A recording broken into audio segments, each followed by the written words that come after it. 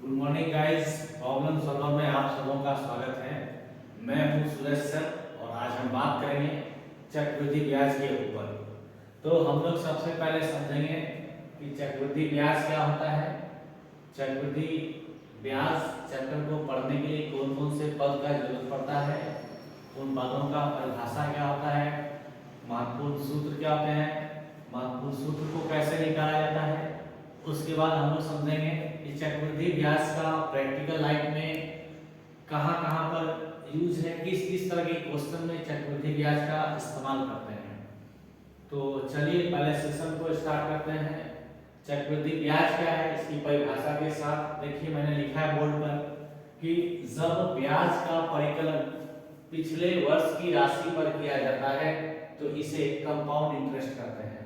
इसका ये मतलब हुआ कि जब कभी हम ब्याज निकालते हैं, मैंने आपको कल की वीडियो में बताया था ब्याज का मतलब क्या होता है। ब्याज का मतलब ये होता है कि जब हम किसी को कुछ रुपया उधार देते हैं या लेते हैं तो निश्चित समय के बाद, निश्चित रेट के बाद जब उसको हम पैसा रिटर्न करते हैं तो जितना उधार लेते हैं उससे कुछ बढ़ा के रिटर्न करते हैं या उससे कुछ बढ़ा के रिटर्न लेते हैं, तो उसी अतिरिक्त राशि को ब्याज कहते हैं।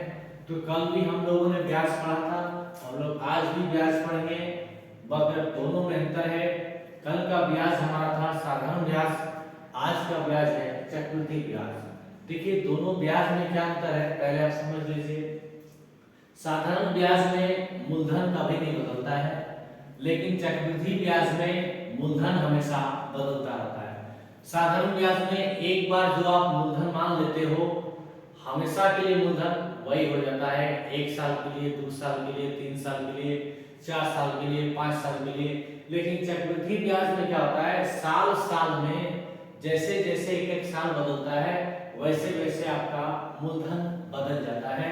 इसमें इस तरह से होता है, पहला साल का जो मिश्रधन होता है वो दूसरे साल का मूलधन हो जाता है, दूसरे साल का जो मिश्रधन होता है वो तीसरे साल का मूलधन हो जाता है, तीसरे साल का जो मिश्रधन होता है वो चौथे साल का मूलधन हो जाता है। इसका मतलब ये हुआ कि इस तरह का ब्याज होता है, इस तरह का जो ब्याज होता है अपने पिछले वर्ष की राशि पर निकाला जाता है। मतलब जो तत्काल वर्ष होगा, जो आपका तत्काल वर्ष होगा, जैसे मान लीजिए आपका 3 साल तक का है तो पहला साल के बाद जो निकलेगा आपका जो मिश्रधन वही दूसरा साल का ब्याज को बताएगा, क्योंकि वो मूलधन बन जाएगा। यही मैंने लिखा है कि जब ब्याज का परिकलन पिछले वर्ष की राशि पर किया जाता है, पिछले वर्ष की राशि पर आपको अगर 5 साल के लिए दिया गया है तो आपको 5 साल एक बार नहीं निकलेगा, आपको 5वां साल निकालने के लिए चौथा साल जानना पड़ेगा, चौथा साल निकालने के पहले तीसरा साल जानना पड़ेगा, तीसरा साल निकालने के पहले दूसरा साल जानना पड़ेगा, दूसरा साल के पहले आपको पहला साल जानना पड़ेगा। तो ये एक तरह का चेन सिस्टम के जैसा काम करता है। तो जब ब्याज का परिकलन पिछले वर्ष की राशि पर हो तो उसे हम कंपाउंड इंटरेस्ट कहते हैं, उसे हम चक्रवृद्धि ब्याज कहते हैं। चक्रवृद्धि ब्याज में मूलधन का मान बदलता रहता है।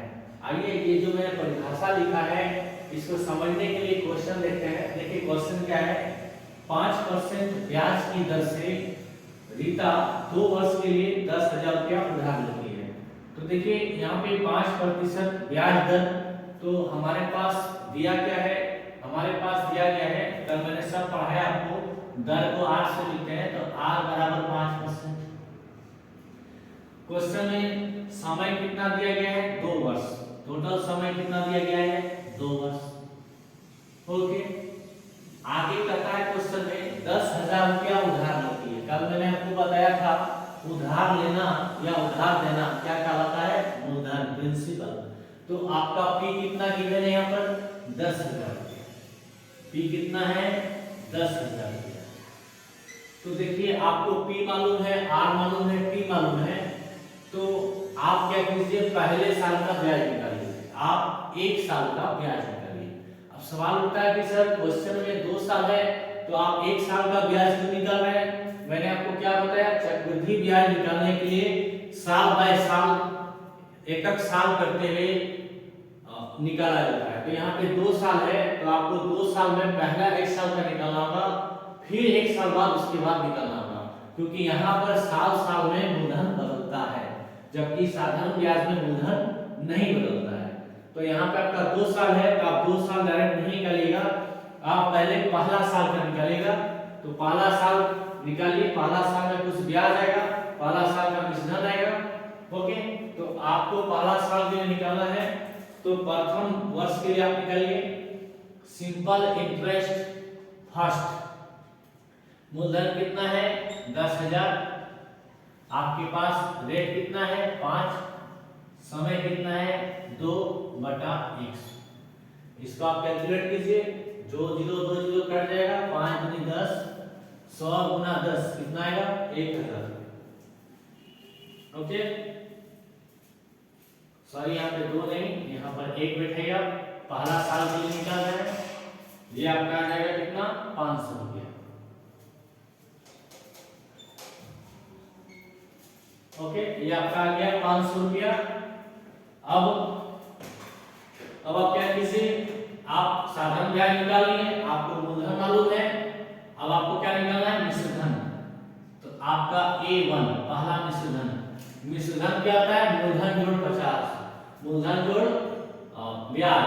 तो मूलधन है आपके पास 10,000 और आपको एक्स्ट्रा मिला 500 रुपया। तो मैंने समझाया था कि मूलधन के साथ एक्स्ट्रा चीज को जोड़ देते हैं, तो एक्स्ट्रा रुपया को जोड़ देते हैं तो वही मेरा मिश्रधन बन जाता है। तो पहला साल का अंत में जो मिश्रधन मिलेगा वो कितना मिल गया आपको 10,500 रुपया, 10,500 रुपया।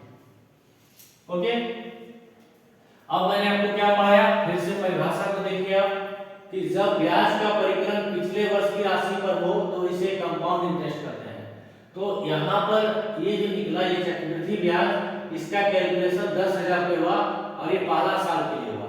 लेकिन क्वेश्चन में टोटल 2 साल दिया हुआ है, तो दूसरा साल निकालने के पहले हमको पहला साल का मिश्रधन कितना है ये पता होना चाहिए, क्योंकि पिछला वर्ष का राशि पर ही, पिछला वर्ष की राशि पर ही अगले साल का ब्याज निकलता है। तो अब हम द्वितीय वर्ष की ओर जाएंगे, अब हम द्वितीय वर्ष की ओर जाएंगे।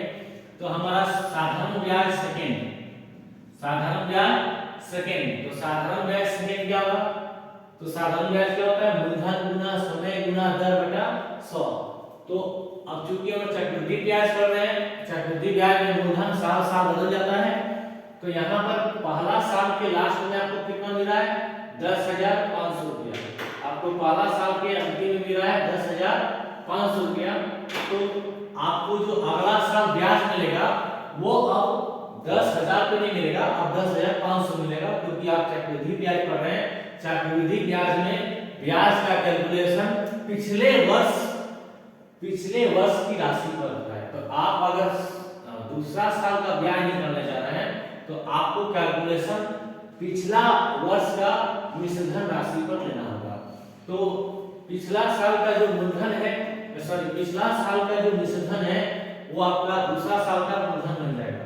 तो ये आपका जो मिश्रधन पहला साल का आया, यही आपका दूसरा साल का मूलधन बन जाएगा, मतलब ये आपका P2 हो जाएगा, ये आपका P2 हो जाएगा। तो ये मूलधन का रूप क्या है, तो साधारण ब्याज होता है मूलधन गुना समय, समय आपको 1 साल लेना है, गुना दर, दर नहीं बदलेगा 5/100। तो काट दीजिए आप, ये आपका कितना है 5 25 25 के 5 हमने 2 5 है 50 और 2 525। तो आपको दूसरा साल का जो ब्याज मिल रहा है वो मिल रहा है 525 रुपया।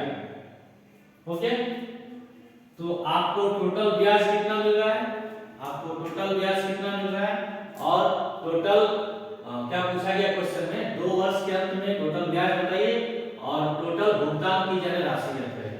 तो चलिए दूसरे वर्ष के अंत में आपको कितना रुपया आएगा, तो आपका पूंजी लगा था 10,500 और आपको एक्स्ट्रा मिल गया 525 रुपया।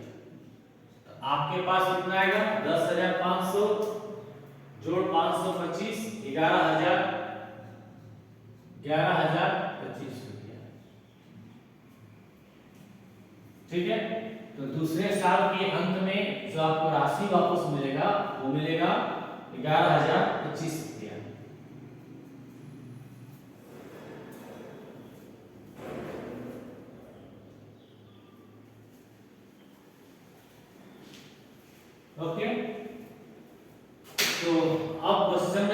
पूछा गया था 2 वर्ष के अंत में चक्रवृद्धि ब्याज कितना मिलेगा, इसको मिटा रहा हूं, देखिए आप।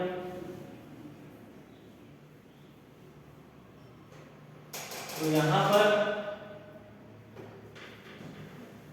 पर हमारा दूसरे साल के अंत में जो राशि रिटर्न हो रहा है, तो दूसरे साल के स्टार्टिंग में हमने पूंजी कितना लगाया था, 10,500 रुपया, ओके, प्लस 10,500 रुपया लगाया था, और इस पर हमें ब्याज कितना मिला था, 525 रुपया। मिश्रण बराबर मूलधन जोड़ ब्याज, 10,500 में 525 जोड़ दीजिए, 11,025 रुपया। क्वेश्चन पूछा गया 2 वर्ष के अंत में कितना ब्याज मिलेगा, 2 वर्ष के अंत में कितना ब्याज मिलेगा। तो देखिए 2 वर्ष के अंत में कुल ब्याज कितना मिलेगा, पहला साल में ब्याज कितना मिला आपको, 500 रुपया, दूसरा साल में कितना ब्याज मिला, 525 रुपया। तो 2 साल तक कितना ब्याज मिला, तो पहला एक साल में आपको मिला 500 रुपया एक्स्ट्रा, दूसरे साल में आपको मिला 525 रुपया एक्स्ट्रा। तो 2 साल तक टोटल ब्याज कितना मिला आपको, 500 500 1025 रुपया। ओके, तो आपका चक्रवृद्धि ब्याज आ गया, पहला वर्ष का साधारण ब्याज प्लस दूसरा वर्ष का साधारण ब्याज, ये आपका कितना आ गया दोस्तों, 1025 रुपया। और आपका 2 वर्ष के अंत में जो राशि मिला, यहाँ जो पूछा गया था 2 वर्ष के भुगतान की जाने राशि, 2 वर्ष के अंत में वो मिला आपको 11,025 रुपया। तो आप इसका स्क्रीनशॉट ले लीजिए। अब देखिए यहाँ पर जिस तरह मैं इसको बनाया, मैं चाहता हूँ एक जनरल प्रोसीजर लेके एक फार्मूला निकाला जाए, ताकि इस तरह का क्वेश्चन को बनाने में इजी हो। ओके, आप इसका स्क्रीनशॉट ले लीजिए। अब मैं जो क्वेश्चन बनाऊंगा वो इतना लंबा नहीं बनाऊंगा, इसी क्वेश्चन को फार्मूला मेथड से बनाना है, तो कैसे बनाऊंगा, तो उसके लिए पहले आपको फार्मूला डिराइव करना पड़ेगा। तो चलिए मैं फार्मूला डिराइव करता हूं। ओके, उस टाइम में बना के दिखाऊंगा, सेम आंसर आएगा। इसका आप स्क्रीनशॉट ले लिए, मैं मिटा रहा हूं।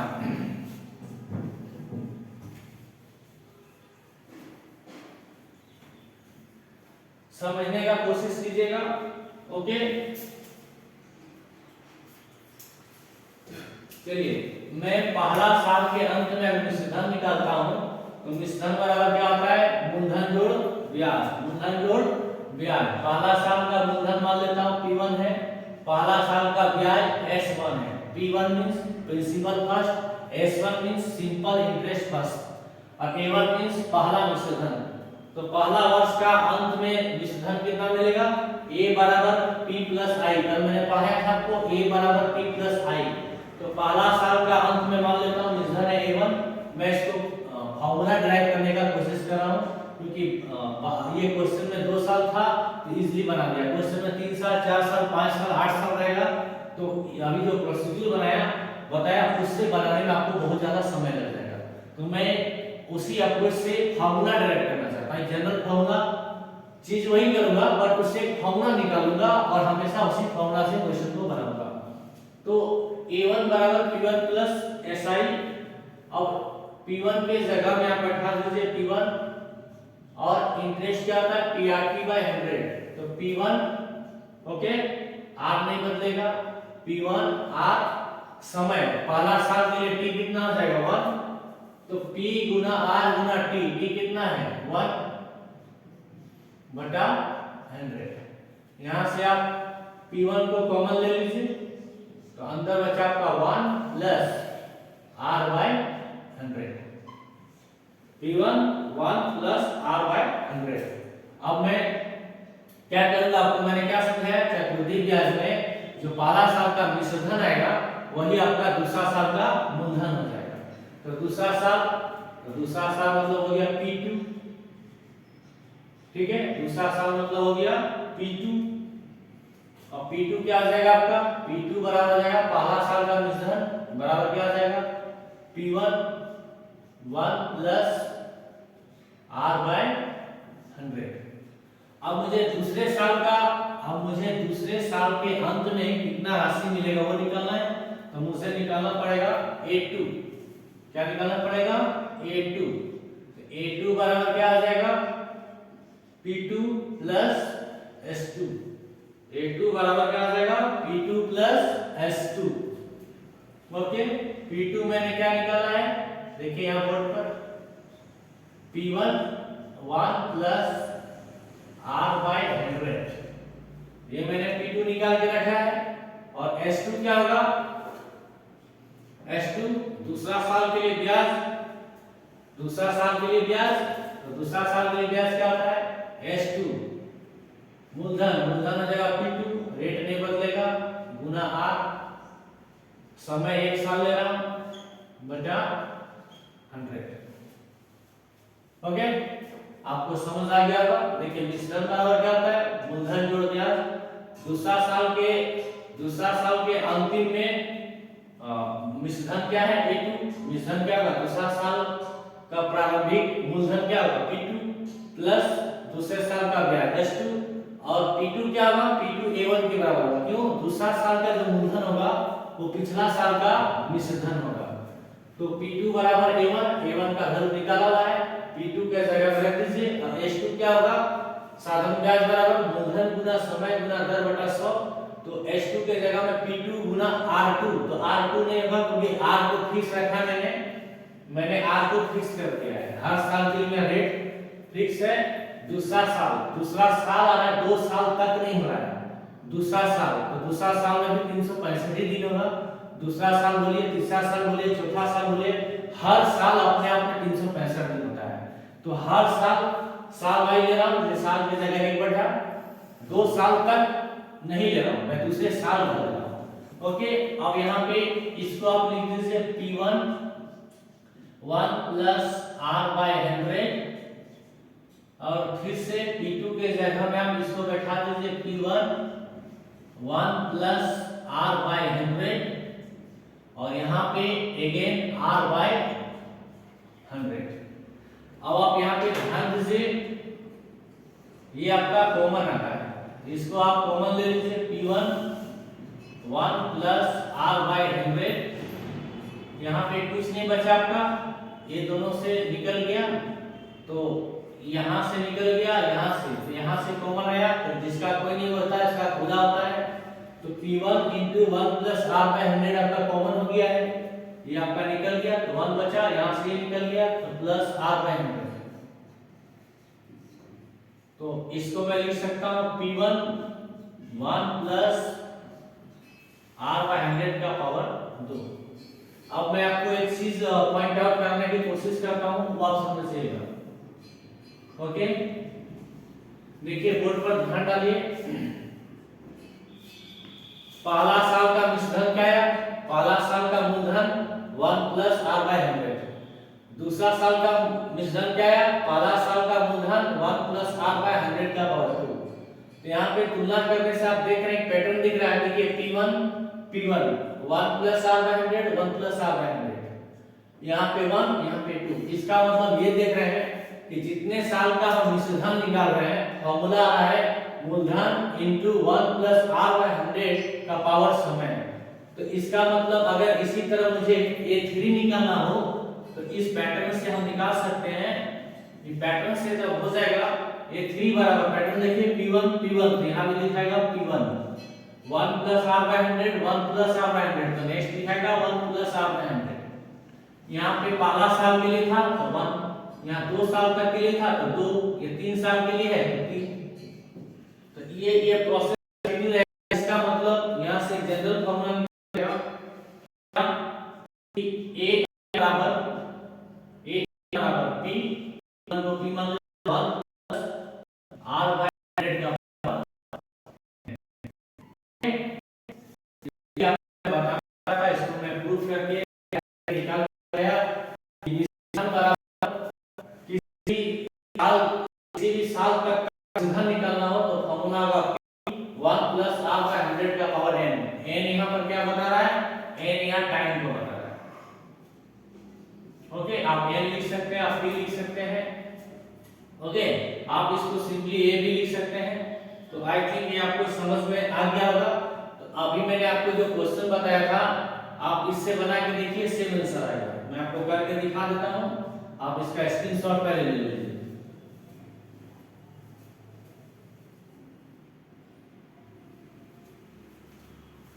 चलिए अभी मैंने जो क्वेश्चन बनाया था मैं इसको देखता हूँ, इस फॉर्मूला से वो क्वेश्चन का आंसर आता है नहीं आता है। ठीक है, तो आप समझ गए।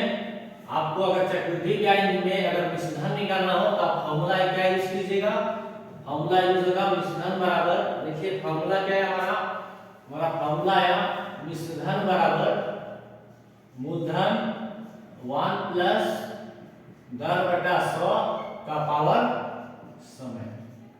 तो अभी जो हम लोग क्वेश्चन को डिस्कस किए थे, चलिए उस क्वेश्चन को बनाते हैं।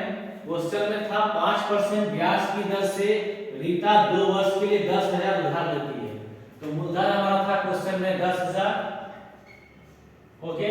दर था हमारे क्वेश्चन में 5%, 5/100, और समय दिया हुआ था 2 साल। हमको पता करना था 2 वर्ष बाद कितना उसको रिटर्निंग मिलेगा। देखते हैं आंसर सेम आता है कि नहीं आता है। 10,000, 100 के 100 और 5, तो ये आ जाएगा आपका 105/100 गुना 105/100। इसको आप काट दीजिए, इसको भी आप काट दीजिए, तो आपका रिजल्ट आ रहा है 105 गुना 105, 105 गुना 105, 105 गुना 105 कीजिए, आपका आएगा, देखिए आपका आएगा जो अभी आया था 11.25, ओके। 105 गुना 105 कितना आएगा 11,025 रुपया, यही आपका आंसर आया था। अब आपको निकालना है चक्रवृद्धि ब्याज, चक्रवृद्धि ब्याज। तो चक्रवृद्धि ब्याज है या साधारण ब्याज है, ब्याज का फॉर्मूला क्या होता है, मिश्रधन माइनस मूलधन, अमाउंट माइनस प्रिंसिपल। आपका अमाउंट कितना आया 11,025 रुपया, मूलधन कितना है आपके पास, आपने पूंजी लगाया था 10,000 रुपया, तो आपको एक्स्ट्रा कितना मिल रहा है 25 0 1,025 रुपया, और यही आपका आंसर अभी भी आया था। तो आई थिंक आप समझ गए, इसका स्क्रीनशॉट ले लीजिए। मैंने एक क्वेश्चन को एनालिटिकल मेथड से बता दिया, उसके बाद मैंने आपको फॉर्मूला निकाल के दिखाया, उसके बाद मैं उसी क्वेश्चन को फॉर्मूला से निकाल के बताया, तो अगेन आंसर आपका यहाँ पे सेम आया, ओके। तो आपका 2 साल के अंत में जो राशि मिलेगा वो मिलेगा 11,025 रुपया, और 2 साल के अंत में जो ब्याज मिलेगा वो मिलेगा 1,025 रुपया। इसका स्क्रीनशॉट आप ले लीजिए।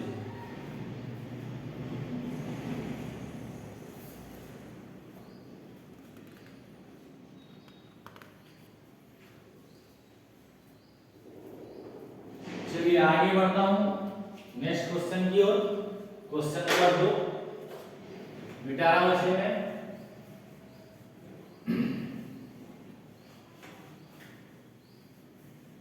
देखिए क्वेश्चन क्या पूछा गया है, क्वेश्चन पूछा गया है 1,800 रुपया का। सवाल नंबर 2 है 1,800 रुपया का, पी हो गया 1,800 रुपया, ठीक है। 2 वर्ष के लिए आपका टाइम हो गया 2 वर्ष, ओके। 5% वार्षिक दर से आपका रेट हो गया 5%। क्वेश्चन बोला गया चक्रवृद्धि ब्याज याद करें, क्या याद करें, चक्रवृद्धि ब्याज याद करें।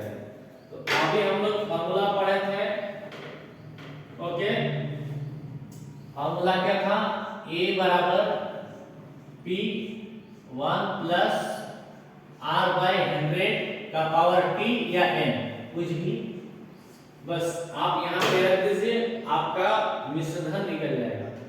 तो p कितना है आपके पास 1,800 रुपया, 1 प्लस रेट कितना है 5/100, टाइम कितना दिया गया है 2, कैलकुलेशन कीजिए, ओके। 5 के 5 20, ये हो गया आपका 1,800 गुना 21/20 गुना 21/20, 0 0 काट दीजिए, ओके।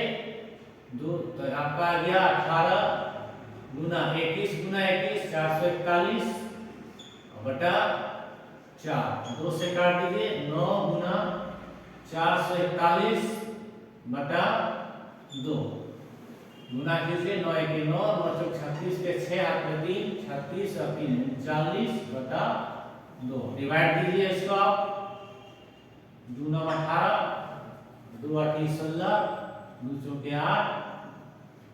तो आपको 2 साल के अंत में जो रुपया वापस मिलेगा वो मिलेगा 1984 रुपया 50 पैसा।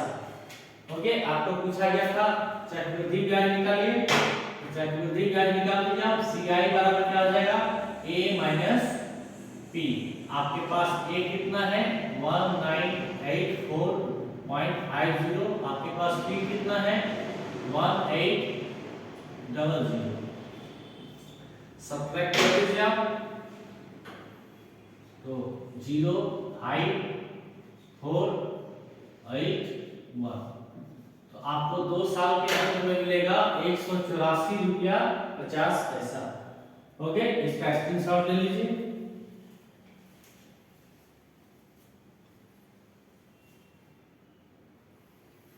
चलिए नेक्स्ट, तो अभी हम लोग जो पढ़े वो हम लोग सीखे कि चक्रवृद्धि ब्याज क्या होता है, चक्रवृद्धि ब्याज कैसे निकाला जाता है, और चक्रवृद्धि ब्याज में मिश्रधन को कैसे निकाला जाता है। तो हम लोग इसका एनालिटिकल मेथड सीखे। उसके बाद हम लोग फार्मूला से 2 क्वेश्चन बनाए।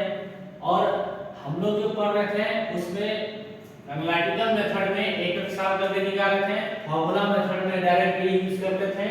A बराबर P 1 प्लस R बाय 100 का पावर T। जहां पर A क्या था विसर्धन, P क्या था मूलधन, R क्या था दर और T क्या था समय।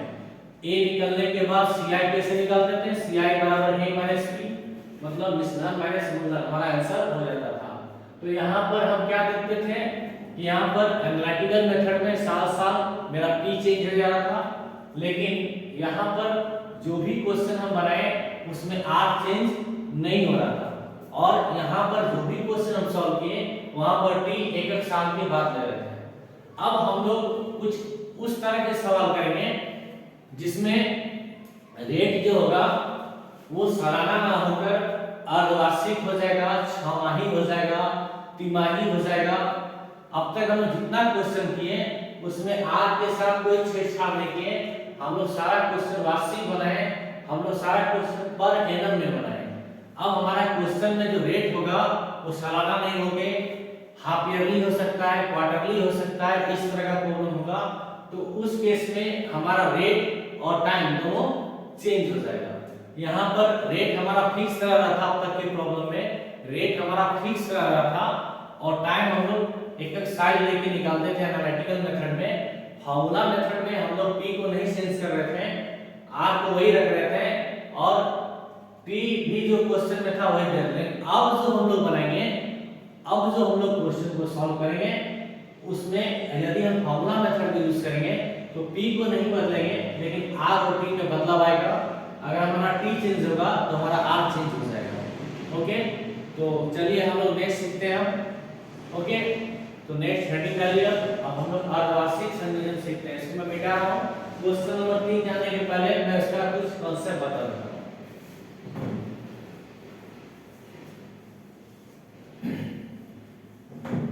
तो अब तक का क्वेश्चन जो लोग पढ़े हैं वो वार्षिक संयोजन था। अब हम लोग पढ़ेंगे अर्धवार्षिक संयोजन।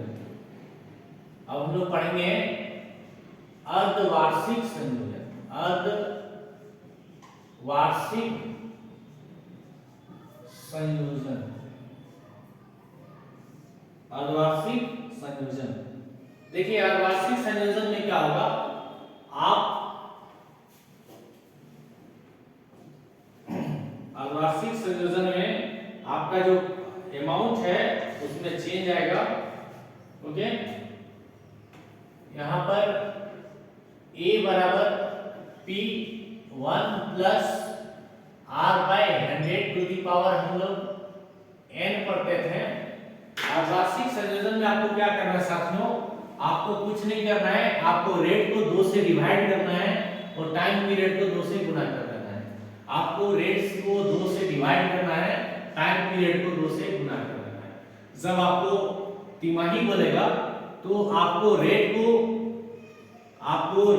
4 से डिवाइड कर देना है और आपको समय को 4 से गुणा कर देना है। आप जितना से डिवाइड कीजिएगा उतना से मल्टीप्लाई कर देना है। ठीक है, अब सवाल उठता है कि सर ऐसा क्यों होता है। आप हमको एक चीज बताइए, अगर आपको कोई बताता है 10% वार्षिक, तो इसका मतलब क्या आ रहा है? इसका मतलब हो रहा है कि एक साल में 10%। तो इसका ये भी मतलब निकल रहा है कि आधा साल में 5%। इसका मतलब दर क्या है? 2 से भाग हो जा रहा है। ओके। और अगर आपको कोई बोलता है कि पैसा अगर 6-6 महीना में लेंगे और आप उसको सालाना देना चाह रहे हैं, इसका ये भी मतलब निकल रहा है कि आप साल में उसको 2 बार पैसा दीजिएगा, 6 महीना 6 महीना। इससे ये समझ में आया कि कभी भी किसी क्वेश्चन में अर्धवार्षिक या छमाही रहे तो दर को 2 से भाग देते हैं, क्योंकि दर जो है वार्षिक रहता है और दर को अर्धवार्षिक लाने के लिए उसका आधा करना पड़ता है। और उस पैसा को हमको 6 महीना में एक बार देना है, इसलिए साल में 2 बार देना पड़ जा रहा है, इसलिए समय को 2 से गुना करना पड़ता है। तो आई थिंक ये कॉन्सेप्ट आप समझ गए। कभी भी क्वेश्चन में अर्धवार्षिक रहेगा तो रेट को 2 से डिवाइड कर देना है और समय को 2 से गुना कर देना है। तो देखिए यहाँ पे क्या करूंगा, यहाँ पे 100 के आगे 2 लगा दूंगा और यहाँ पे n के आगे 2 लगा दूंगा। बस इतना छोटा सा आपको यहाँ पर काम कर देना है। तो चलिए एक क्वेश्चन करता हूँ, आपको समझ में आ जाएगा। ठीक है, क्वेश्चन में पढ़ता हूँ। क्वेश्चन बोला गया है, यदि ब्याज का संयोजन अर्धवार्षिक हो तो 1.5 वर्ष के लिए 6% वार्षिक दर पर उधार लिए गए 10,000 रुपया का कर्ज का भुगतान करने के लिए कितना राशि देना पड़ेगा। ओके, आपको ये यहाँ पे बताने के लिए कहा गया है। तो आप इसको कैसे बनाएगा, आप उस फॉर्मूला मेथड से बनाइए, वो ज्यादा आपके लिए इजी हो जाएगा। तो देखिए मैंने फॉर्मूला मेथड से बनाना है, हमारा ए निकालना है ना। क्वेश्चन को एक बार रीड कर देता हूँ। ब्याज का संयोजन अर्धवार्षिक हो तो 1.5 वर्ष के लिए, तो आपका यहाँ पर टी दिया गया है 1.5 वर्ष। ओके, क्वेश्चन में टी है 1.5 वर्ष, तो 1.5 वर्ष का मतलब हो गया 3/2 वर्ष। ठीक है, नेक्स्ट आपके क्वेश्चन में रेट को कितना कहा गया है? रेट है आपका 6%। रेट है आपका 6%। ठीक, क्वेश्चन में उधार कितना दिया जा रहा है? 10,000 रुपया। कितना? 10,000 रुपया। तो पी हो गया आपका 10,000 रुपया। ओके, पी हो गया आपका 10,000 रुपया। चलिए एक बार क्वेश्चन को फिर से रीड कर देता हूं। ब्याज का संयोजन अर्धवार्षिक होता है, इसका मतलब आपको ब्याज को 6-6 महीना में भरना है, आपको साल में नहीं भरना है। इससे पहले जो 2 सवाल बताया था उसमें आप ब्याज को एक साल में दे रहे थे, अभी आपको सूद को, अभी आपको एक्स्ट्रा राशि को 6-6 महीना में देना है। तो ब्याज अर्धवार्षिक संयोजित होता है तो 1.5 वर्ष के लिए, तो समय आपका कितना है दोस्तों? 1.5 वर्ष, 3/2 वर्ष। 6% वार्षिक दर से, तो दर है आपका 6%। 10,000 रुपया कर्ज, तो 10,000 रुपया उधार लेंगे, ये आपका कर्ज है। इसका भुगतान के लिए कितना राशि देना पड़ेगा? तो कर्ज चुकाने के लिए कितना देना पड़ेगा? तो देखिए इसका मतलब 10,000 रुपया कर्जा लिया गया है 6% का दर से और टाइम दिया गया है 1.5 साल। लेकिन यहाँ पे कंडीशन दिया गया है कि पेमेंट को जो रिटर्न लेगा वो 6-6 महीना में लेगा। कैसे जाने? क्वेश्चन लिख दिया है ब्याज अर्धवार्षिक संयोजित होता है, मतलब पैसा को 6-6 महीना में लेना है। तो आप हमको खुद बताइए, पैसा को अगर 6-6 महीना में लेना है, आपको 1.5 साल में पैसा घुमाना है, तो आप कितने बार घुमाएंगे? तो देखिए 1.5 साल मतलब 18 महीना, 6 महीना एक बार, फिर से 6 महीना एक बार, फिर से 6 महीना एक बार, यानी 3 बार घूम रहा है कि नहीं घूम रहा है। इसीलिए बताता है कि भी किसी क्वेश्चन में अर्धवार्षिक लिखा रहेगा, हाफ ईयरली रहेगा, 6 माही लिखा रहेगा, तो आपको क्या करना है? आपको समय को 2 गुना कर देना है, दर को भाग दे देना है और फॉर्मूला जो पहले था वही रखना है। तो देखिए क्वेश्चन कैसे सॉल्व होगा। a बराबर क्या यूज करेंगे हम लोग? p 1 प्लस r 100 की जगह 200 और n की जगह में 2 है। ओके, अब आपको इसको सॉल्व करना है, तो p के जगह में बैठाइए। p कितना है आपके? 10,000, तो 10,000 लिख दीजिए आप।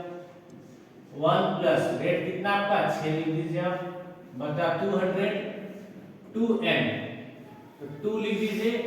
n आपका कितना है? 3/2। आई थिंक ये आप समझ गए।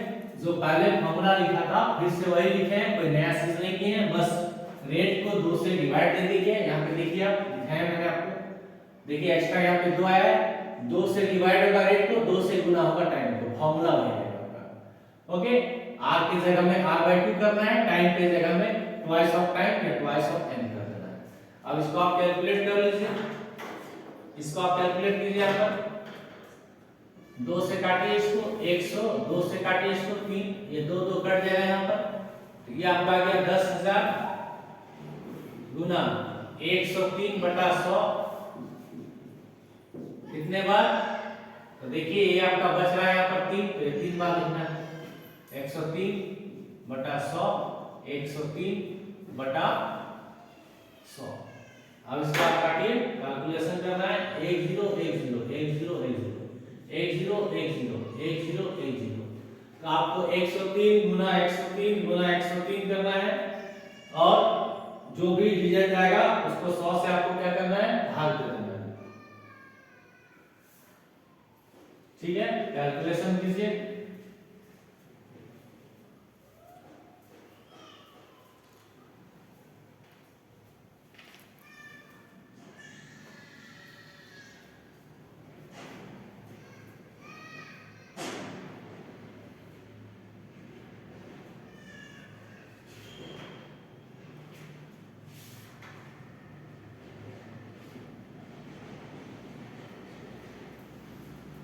तो आई होप आप लोग कैलकुलेशन कर लिए होंगे।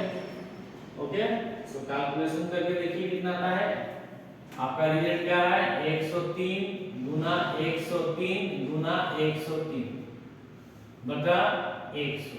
इसको आप करके देख लीजिएगा, ये आपका आएगा 10 9 7 10 9 2 7.27। ओके, इसका मतलब ये हुआ कि अगर आप 10,000 रुपया पूंजी लगाते हैं 6% वार्षिक दर से, मतलब एक साल में 6% देते हैं और 1.5 साल के लिए, लेकिन अर्धवार्षिक संयोजन करते हैं, तो आपको 1.5 साल में 10,000 के बदले में 10,927 रुपया 27 पैसा मिलता है। तो आपको कितना एक्स्ट्रा मिल जा रहा है, यहाँ पर देखिए तो 927 रुपया 27 पैसा, यही आपका चक्रवृद्धि ब्याज आ जाएगा। अगर आपको पूछेगा चक्रवृद्धि ब्याज, तो वो भी आप निकाल सकते हैं, यहाँ पर चक्रवृद्धि ब्याज आ जाएगा आपका 10,927 रुपया 27 पैसा माइनस 10,000 रुपया। जो पूंजी आप लगाइएगा वो मूलधन, जो आपको मिलेगा वो मिश्र धन, और दोनों का अंतर ब्याज। ठीक है, तो आपको मिल रहा है 927 रुपया 27 पैसा। इसका स्क्रीनशॉट ले लीजिए, फिर मैं आगे की क्वेश्चन पे बढ़ूंगा।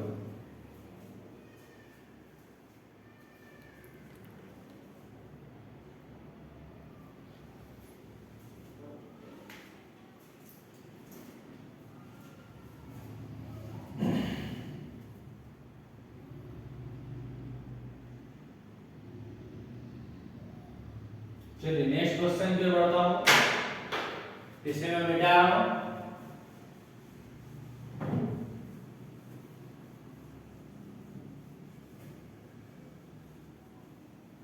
देखिए अब चक्रवृद्धि ब्याज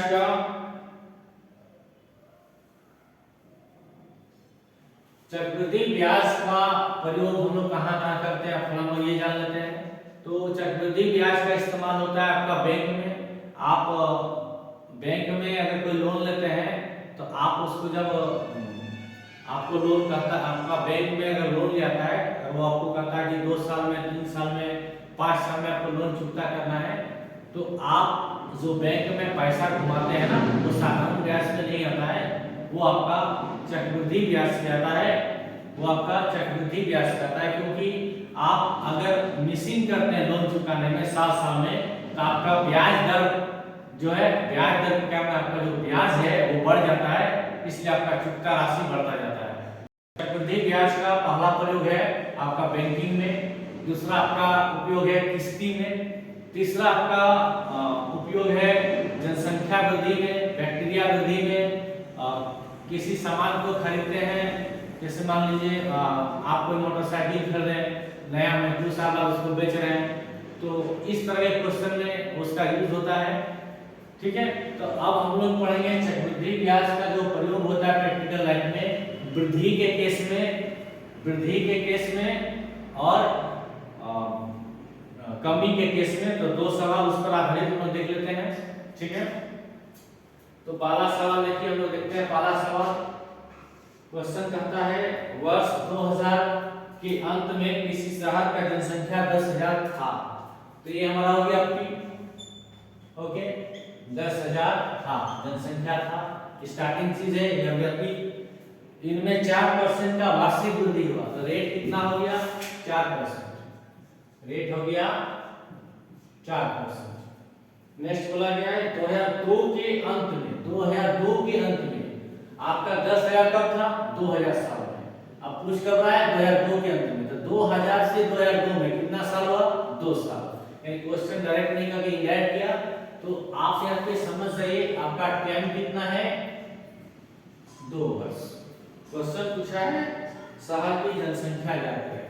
तो देखिए शहर का जनसंख्या 4% की दर से बढ़ रहा है, क्वेश्चन में लिखा गया है 4% की दर से वृद्धि हुआ। तो वृद्धि हुआ तो हमें क्या निकालना है? निकालना है 2002 के अंत में जनसंख्या कितना होगा। तो जनसंख्या बढ़ रहा है तो 2002 के अंत में मान लीजिए ए होगा। फिर से वही फॉर्मूला लगा दीजिए आप, a बराबर p1 प्लस r/100 का पावर t। p कितना है? 10,000। 1 प्लस रेट कितना है? 4/100 पावर 2। यहाँ पे लिख दीजिए 10,000। ओके, इसको काटिए, 4 के 4 25, 25 और 26/25। ओके, अगेन आप कैलकुलेशन को जारी रखिए। यहाँ पे 25, ये 400 आएगा, इसको आप काटिए, 5 25, 80 बार में 5, 16 बार में आपका रिजल्ट आ रहा है 16 गुना 26 गुना 26, 16 गुना 26 गुना 26। इसको गुना करके देखिए 10,816 आएगा, 10,816। इसका मतलब 2 साल में कितना जनसंख्या बढ़ गया? तो देखिए साल 2000 में जनसंख्या थी 10,000, साल 2002 में बढ़ गया 10,816। तो जनसंख्या कितना बढ़ गया? 816। 816 इंसान 2 साल में ज्यादा बढ़ गए। इसका स्क्रीनशॉट ले लीजिए, फिर मैं नेक्स्ट क्वेश्चन को बताता हूं।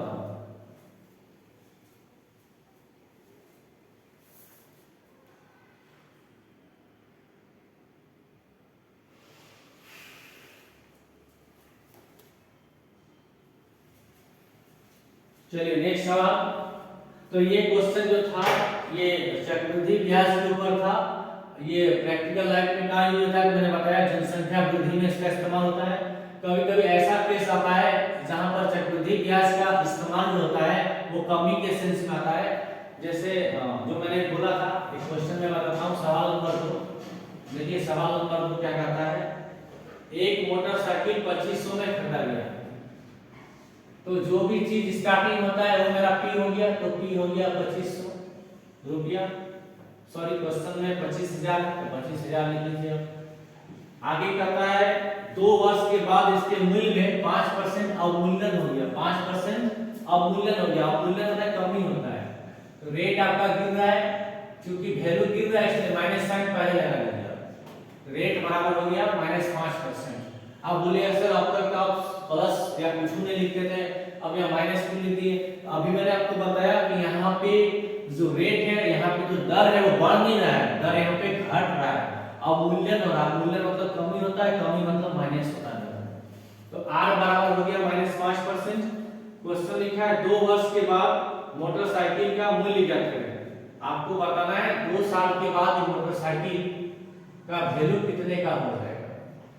तो कुछ नहीं करना है, बहुत इजी क्वेश्चन हो गया आपके लिए।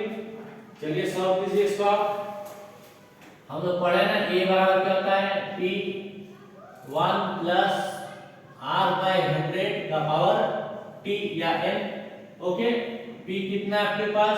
25,000। 1 प्लस रेट कितना है? -5/100 टाइम 2, 25,000 ओके, काट दीजिए आप। 20 के 20 माइनस 19 गुना 19 और 20 गुना 20। कैलकुलेशन कर लीजिए, 0 0 कट जाएगा, 2 से काटिए 125 बार में, तो आपका रिजल्ट आ रहा है 125 गुना 19 गुना 19 बटा 2। कैलकुलेशन करके देखिए, रिजल्ट आ रहा है 125 गुना 19 गुना 19, तो 45 125 से गुना करके देख लीजिएगा। 45 125 बटा 2, 2 दूनी 4, 2 दूनी 4, 2 पचे 10, 2 एके 2। तो जिस मोटरसाइकिल का मूल्य था 25,000 रुपया, उस मोटरसाइकिल का रेट गिर गया और 2 साल में उसका रेट हो गया 22,512 रुपया 50 पैसा। तो कितना का कमी आ गया? कमी कैसे निकालिएगा? पहले दाम कितना था 25,000 रुपया, अब दाम कितना हो गया 22,512 रुपया 50 पैसा। घटा दीजिए, पता चल जाएगा। 0 10 में 5 गया 5, ये बच गया 9, 9 में 2 गया 7, 9 में गया 8। तो 22,000 और 2,000 24,000, और यहाँ पर 500 और 400 900 987 88 98। ओके, तो 2,487 रुपया 50 पैसा का कमी हो गया। तो साइकिल कितने में मिला आपको? 22,000। कैलकुलेशन सही है, एक बार देख लीजिए। 2 दूनी 4, 2 दूनी 4, 5 में 4 गया 1, 2 पचे 10, यहाँ पे 6 आएगा, सॉरी। ओके, 22,562 रुपया 50 पैसा। तो घटा के देख लीजिए आप, 0 आएगा, 10 में 5 जाएगा 5, 9 में 2 गया 7, और 9 में 6 जाएगा 3। तो 2,437 रुपया 50 पैसा साइकिल का रेट में कमी आ गया। इसका स्क्रीनशॉट ले लीजिए। और एक अंतिम सवाल बताऊंगा, उसके बाद मैं कल के वीडियो में या अगले वीडियो में मैं साधारण ब्याज और चक्रवृद्धि ब्याज को मिक्स करते हुए, साधारण ब्याज और चक्रवृद्धि ब्याज को मिक्स करते हुए कुछ और अच्छे क्वेश्चन बताऊंगा। ठीक है, आज हम लोग बेसिक क्वेश्चन को सिर्फ समझेंगे। इसका जल्द से जल्द स्क्रीनशॉट ले लीजिए आप।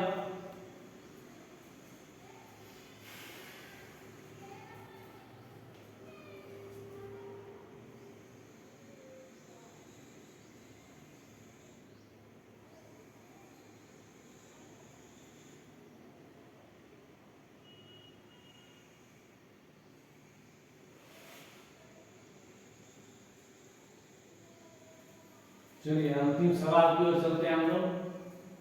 ठीक है, अंतिम सवाल लिख लीजिए।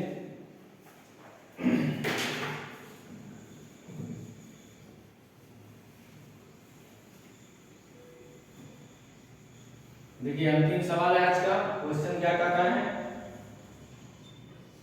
क्वेश्चन है, किसी गांव की जनसंख्या 2 साल पहले 400 थी। किसी गांव की जनसंख्या 2 साल पहले 400 थी, वर्तमान जनसंख्या 576 है। वर्तमान जनसंख्या 576 है। कितने परसेंट दर से जनसंख्या बढ़ गई, आपको ये बताना है यहाँ पर। ओके,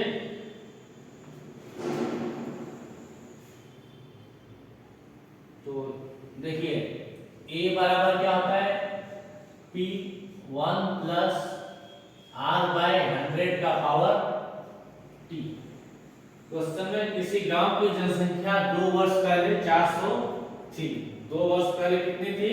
400 थी, और अभी कितनी हो गई? 576 हो गई। अभी कितनी हो गई? 576 हो गई। तो जनसंख्या बढ़ती है घटती है? तो जनसंख्या दिनों दिन बढ़ती जाती है, ऐसा चलते हैं। तो हमारे पास क्वेश्चन में गांव की जनसंख्या 2 साल पहले 400 थी।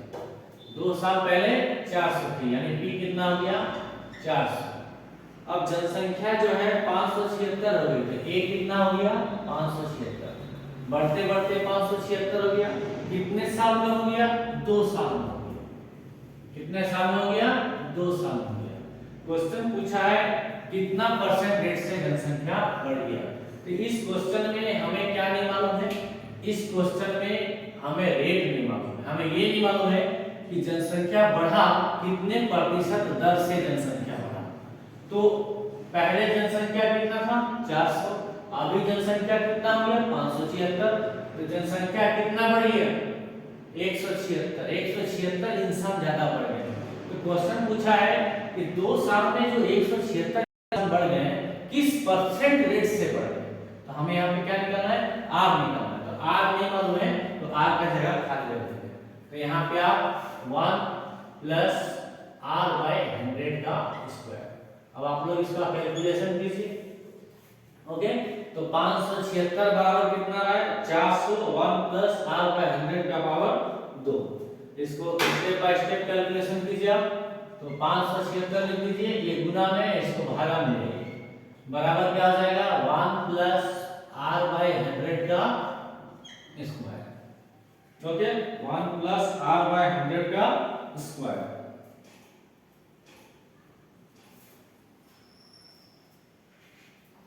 चलिए अब इसको आप सॉल्व कीजिए। देखिए 400 को आप क्या लिख सकते हैं 20 गुना 20, 400 को आप क्या लिख सकते हैं 20 गुना 20। देखिए 21 गुना 21 कितना होता है 441, 22 22, इसी तरह 23 गुना 23, इसी तरह 24 गुना 24। देखिए आपको मैं बताऊंगा जो नंबर सिस्टम पर इसको और क्लियर कर दूंगा। यहाँ मैं कैसे जाना इसको इस तरह लिखना है, ये आपके मन में होगा। आप सोच रहे होंगे मैं देख के बता दिया, ऐसी बात नहीं है। देखिए बच्चों, जब भी आपको मैंने घातांक समझाया था ना, तो यहाँ पर देखिए लेफ्ट हैंड या राइट हैंड, ये राइट हैंड में देखिए स्क्वायर फॉर्मेट है या राइट हैंड में स्क्वायर फॉर्मेट है, इसलिए बराबर करने के लिए लेफ्ट हैंड में भी स्क्वायर फॉर्मेट आना चाहिए। तो ऐसा कौन सा नंबर है जिसको लगातार 2 बार गुना कर दिया जाए, 2 से नहीं 2 बार गुना कर दिया जाए, तो 400 होगा तो 20 होगा। आप देख लीजिए 2 दूनी 4, 2 जीरो का 1 जीरो 2 जीरो, तो 400 का मतलब 20 गुना 20 है, तो 576 का मतलब 20 के ऊपर होगा। तो अगर मैं 21 गुना 21 करता हूं तो 21 का इकाई 1 है, 1 गुना 1 रिजल्ट में 6 चाहिए, 21 नहीं होगा। अगर मैं 22 को ट्राई लेता हूं, इकाई में 2 है, 2 गुना 2 4, ये भी नहीं होगा। अगर मैं 23 लेता हूं, ये मैं माइंड कैलकुलेशन बता रहा हूं, अदरवाइज आप वो अभाज्य गुणनखंड विधि जानते हैं, इस तरह लिख के जो हम लोग बनाते हैं, मैं इससे नहीं बता रहा हूं, इसमें टाइम लगेगा, मैं आपको ट्रायल सिखा रहा हूं, डायरेक्ट ट्रायल। तो 23 गुना 23 नहीं होगा। अगर मैं 24 का ट्रायल लेता हूं तो 4 गुना 4 16, 16 का इकाई में 6 आ रहा है और यहां पे इकाई में 6 चाहिए। तो आई होप ये 24 का ट्रायल लगना चाहिए, करके देखता हूं। देखिए यहां पर आप लोग भी देखिए साथ में 24 गुना 24, 4 4 16 के 6 हाथ में 4 गुना यहाँ करे 9, 24 दूनी 48, 6, देखिए 576 आ जाता है। इसका मतलब ये हुआ 576 को लिखना है आपको 24 गुना 24, और इधर आपको एडिटिव ऐसे उतार देना है 1 प्लस आर बाय 100 का स्क्वायर। ओके, आप लोग यहां तक समझ गए, इसको मिटा रहा हूं। अब आपको क्या करना है, अब 24 गुना 24 दो बार आया, 20 गुना 20 दो बार आया, तो इसको आप 24 बटा 20 का होल स्क्वायर कीजिए। तो ये आपका आ गया 1 प्लस आर बाय 100 का स्क्वायर। दोनों साइड स्क्वायर स्क्वायर कट जाएगा, दोनों साइड स्क्वायर स्क्वायर को काट दीजिए, आपका क्या बच रहा है 24 बटा 20 बराबर 1 प्लस आर बटा 100। ओके, इसको आप काटिए फिर से, इसको आप काटिए, 2 12 2 10 2 6 2 5, 4 से इसको काट दीजिए, 4 से 24 4 5 20 बराबर 1 प्लस आर बाय 100। ओके, 6/5 को रहने दीजिए। मैंने आपको सिखाया था ना, चर अचर, जब भी बीजीय व्यंजक में चर अचर हो तो चर अचर को एक अलग कर देना चाहिए, चर एक तरफ अचर एक तरफ। तो 6/5 अचर पद है, 1 को इधर ले आइए, ये -1 हो जाएगा। ओके, साइड चेंज होने से साइन बदल जाता है, इक्वल टू आर बाय 100। इसको आप सॉल्व कीजिए। ओके, मैं थोड़ा सा ऊपर मिटा रहा हूँ, पता नहीं आप लोग को दिख रहा है कि नहीं दिख रहा है। ओके, इसको मैं मिटा रहा हूँ। तो यहाँ तो आप सॉल्व कीजिए, रिजल्ट क्या आ रहा है आपका रिजल्ट क्या आ रहा है, r/100 equal to 6/5 minus 1।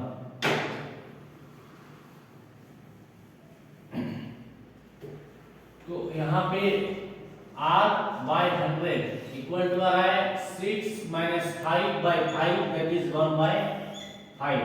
Math में नीचे नीचे काटा जा सकता है, 5 के 5, 5 दूसरे 100, क्रॉस गुना कीजिए, r गुना 1 20 गुना 1, r गुना 1 r 20 गुना 1 20। इसका मतलब जनसंख्या जो बढ़ रही थी वो 20% वार्षिक दर से बढ़ रही थी। जनसंख्या जो है 20% वार्षिक दर से बढ़ रही थी। तो आई होप आपको वीडियो अच्छा लगा होगा। तो आज की सेवा यहीं तक। अगले क्लास में हम चक्रवृद्धि ब्याज के ऊपर और अच्छे क्वेश्चन करेंगे। हमारा अगला वीडियो जो रहेगा वो साधारण ब्याज और चक्रवृद्धि ब्याज के अंतर को लेकर रहेगा। उसमें मैं आपको कॉन्सेप्ट समझाऊंगा, अच्छे ट्रिक समझाऊंगा, फॉर्मूला समझाऊंगा, मैथमेटिकल मेथड समझाऊंगा और अच्छे सवाल करके दिखाऊंगा। तो आज की सेवा यहीं तक। वीडियो अगर आपको अच्छा लगा तो आप हमारे प्रॉब्लम सॉल्वर को सब्सक्राइब कीजिए, अपने साथियों के बीच शेयर कीजिए, लाइक कीजिए, कमेंट कीजिए और YouTube का जो बेल बटन होता है उसको भी दबाइए। थैंक्स फॉर वाचिंग, धन्यवाद।